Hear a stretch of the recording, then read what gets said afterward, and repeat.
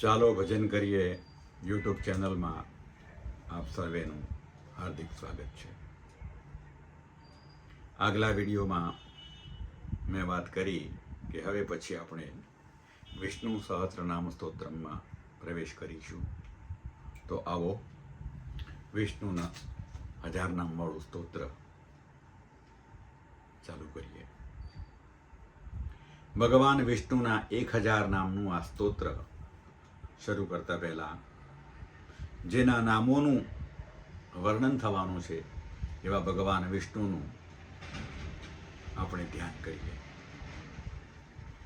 શાંતાકારમ ભુજગશયનમ પદ્મનાભમ સુરેશમ વિશ્વાધારમ ગગનસદૃશમ મેઘવર્ણમ શુભાંગમ લક્ષ્મીકાંતમ કમલનયનમ યોગિભિર્ધ્યાનગમ્યમ વંદે વિષ્ણું ભવભયહરં સર્વલોકૈકનાથમ. ભગવાન વિષ્ણુનું આ ધ્યાન મંદાક્રાંતા છંદમાં આવેલું છે. ભગવાનનું ધ્યાન જ્યાં જ્યાં શાસ્ત્રોની અંદર કોઈ પણ દેવતાનું ધ્યાન કરવામાં આવે ત્યારે એ શ્લોકમાં તે દેવતાના સ્વરૂપનું વર્ણન કરવામાં આવેલું હોય છે. તો આ શ્લોકમાં ભગવાન વિષ્ણુનું વર્ણન છે. ભગવાન વિષ્ણુ કેવા છે? શાંતાકાર, શાંત પ્રકૃતિ છે. અને ભગવદ્ ગીતામાં પણ કહ્યું છે અશાંતસ્ય કુતઃ સુખમ. જે માણસ શાંત નથી અને સુખ ક્યાંથી પ્રાપ્ત થાય? તો સુખ પ્રાપ્ત કરવું હોય તો શાંત સ્વભાવ વાળા બનો. આ પહેલી જ શિખામણ વિષ્ણુ સહસ્ત્રના સ્તોત્રમાં ભગવાન વિષ્ણુના ધ્યાનના શ્લોકમાંથી આપણને મળે છે. ત્યાર પછી ભુજગ શયનમ, એક એક શબ્દ વિચારવા લાયક છે. ભુજગ એટલે સાપ, શયનમ એટલે સાપ ઉપર શયન કરે છે, સાપની પથારીમાં સૂવે છે. આપણે બધા જાણીએ છીએ કે ક્ષીર સમુદ્રની અંદર ભગવાન વિષ્ણુ શેષનાગ ઉપર શયન કરે છે. હવે સામાન્ય રીતે વિચાર કરીએ તો નાગની વાત તો દૂર, એક નાગનો કણો જોઈએ ને તો પણ આપણે 10 ફૂટ દૂર ભાગીએ છીએ.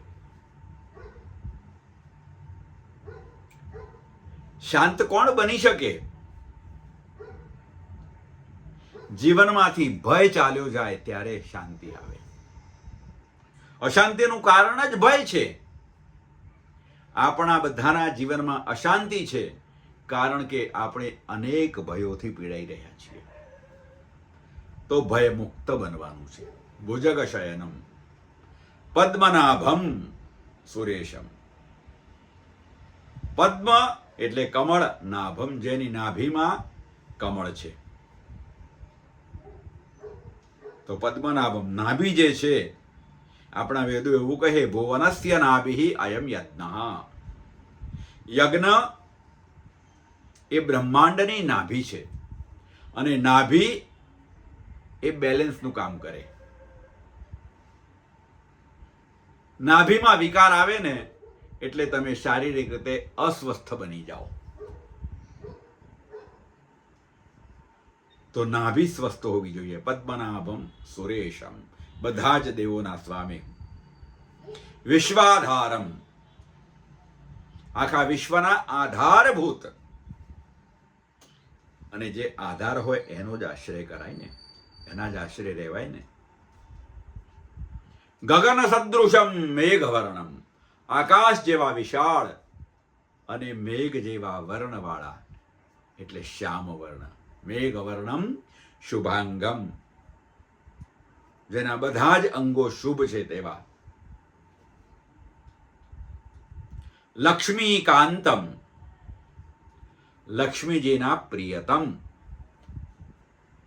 આપણે લક્ષ્મીની પાછળ દોટ મૂકીએ છીએ, જ્યારે ભગવાન લક્ષ્મીના પ્રિયતમ છે એટલે લક્ષ્મી એમની પાછળ દોડે છે, એમની ચરણ ચંપી કરે છે. લક્ષ્મીકાંતમ કમલ નયનમ, કમળ જેવા સુંદર નેત્રવાળા, યોગીભિ ધ્યાનગમ્યમ, ખૂબ જ અગત્યની વાત કહી.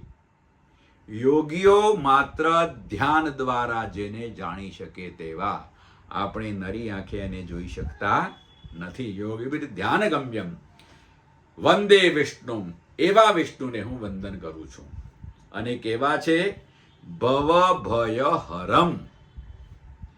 ભવ એટલે આ ભવસાગર, અને ભવસાગરમાં પડ્યા એટલે ભય તો તમારી પાછળ રહેવાનું જ છે. તો એ ભવસાગરમાં પડ્યા છીએ એટલે એમાં જે ડૂબવાનો ભય છે, ભવ ભય હરમ, એ ભયને તમારાથી દૂર કરી લેવા વાળા, સર્વલોકૈકનાથમ, સમસ્ત જગતના એકમાત્ર સ્વામી એવા ભગવાન વિષ્ણુને હું નમસ્કાર કરું છું. અસ્તુ.